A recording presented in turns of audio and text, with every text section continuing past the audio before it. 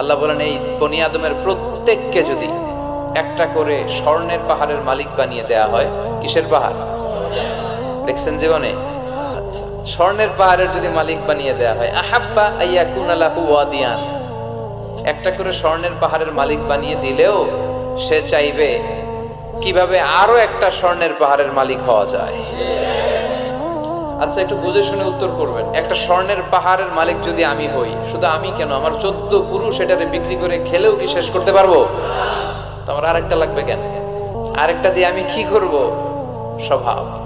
বিশ্বনবী বললেন সবশেষে হাদিসের শেষাংশে বললেন, ওয়ালাইয়ামলা আফাহু ইল্লা তুরাব, কবরের মাটি ছাড়া কোনো কিছুই মানুষের এই জিহ্বাটারে থামাতে পারবে না। চিৎকার করে বলেন ঠিক কিনা?